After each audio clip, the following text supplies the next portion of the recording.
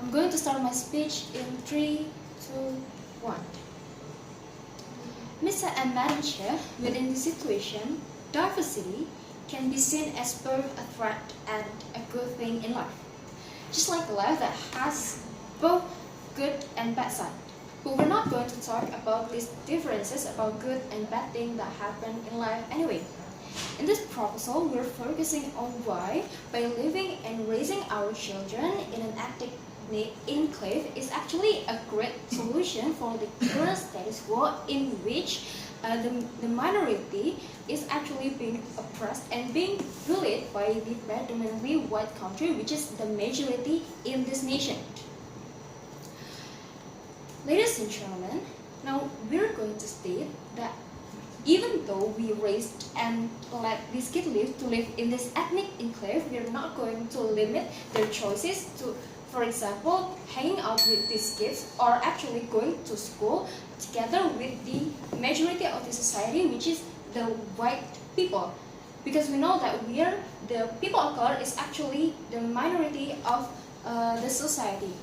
And we still believe that home and family is actually the most impactful thing in this children's life, because first of all, this is the first place and the first thing that will taught them about how to see this life. And I'm going to jump into my argument.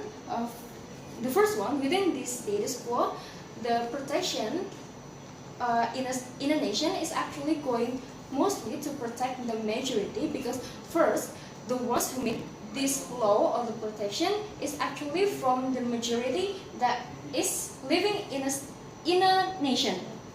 So we're, as the minority, is actually being protected, but it's not that strong because they still want to protect the majority of the nation.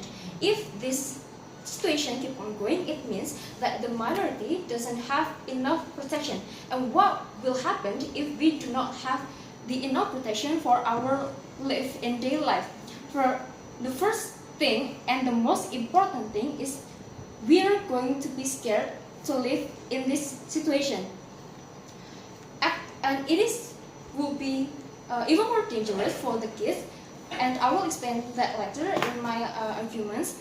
So we still think that it is still better to live in a more inclusive situation, because like what I said before, home and family is actually the most important and impactful thing to protect these children, because it is the first place that they will live and learn anyway. And the second argument, there are actually different cultures or even way of living between the minority and the majority. For example, the simple thing is, how do we socialize? The majority, because they live in the situation, they have a bigger society and they have bigger place to hang out with each other. So as the minority, we still need other people to live with, but this kind of different situation is actually will make a big difference, because first, they will see the minority as a threat, because they do not want to socialize that much, because they are important in the society anyway. But the minority, because they want to engage with more people, it will be an obstacle for the majority. And the third argument is they want to protect the process of the growth and development, especially for their children. First, I'm going to state why the kids are prone or even more risky to live outside the ethnic enclave. First, kids have tendency to adopt anything that they see or listen and learn and adapt this as their habit or their way of living. And the second one, this kids' mentality hasn't developed that much, so they're naturally or more likely to have a higher risk to be faced with new situation. And if they face this new situation, it means that either they want to adapt or they they feel like they're not enough. That I will explain it later. And the third reason, the kids cannot differentiate between good and bad yet. And if they're faced with the new thing, they're facing the situation, either they want to see their ethnic culture as a good thing or a bad thing.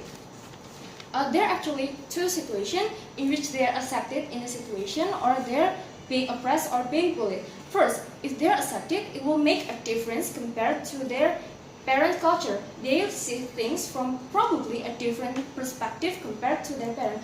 And what will happen after that?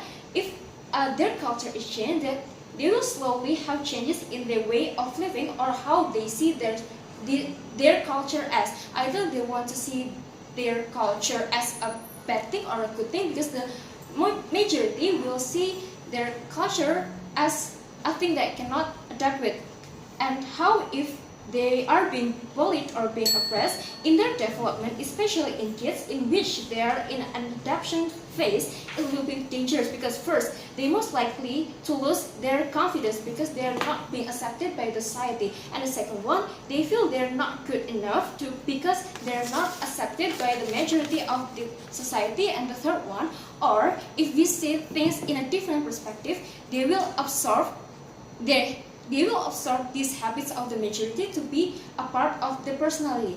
For example, the majority is not going to accept them anyway by doing bullying or etc. They will do harmful things. For example, they will shut everything that different from what their culture normally is, and they see diversity as a bad thing, and we don't want our children to become violent by seeing this diversity as a bad thing. Why, as a parent, we still want them to live inside ethnic enclave? Because as a parent, we still want to protect our kid. We want to raise this kid following our way of living because we think it is the best thing to follow our way of life. And if in the opposition side, it will not going to happen because we don't have enough protection for them. So as the government, we still want to propose this motion. Thank you.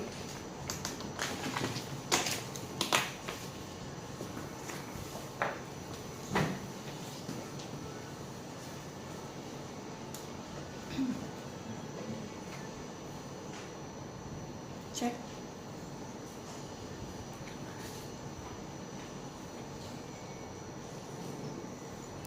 Check. Check.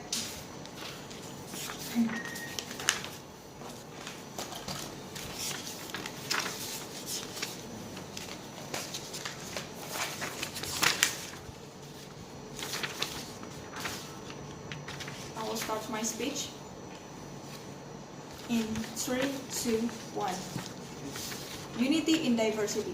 We know that there are a lot of racism issues that we face now based on people with the skin. So we as the government team very propose to make people to make a first generation to raise their children in ethnic enclaves. Why? Let's jump to my first argument. Like I said before, people that live or raise their children in ethnic enclave will hold diversity. Why? We state that, like my first speaker said, the first argument is hold diversity. Why? Because my first speaker said that we state that people that live in ethnic enclave have a choice to live outside their ethnic enclave for work or for school. But the parenting is from inside the ethnic enclave. Why? Because the parenting way, like I said before, children that raised in ethnic enclave will have a strong and maintain their own culture, because every culture and every ethnic have their own uniqueness, right? So when they live outside their ethnic enclave, they have uniqueness and they know their identity.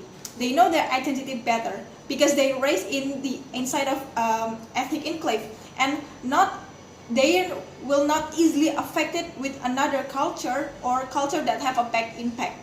So they stand their identity, and when they live outside, people will see that the world have a lot of ethnic diversity that can make them to aware, and people will realize that they can't mistreat minority like the status quo we face today. There are a lot of mistreat that from the black with from the people with skin.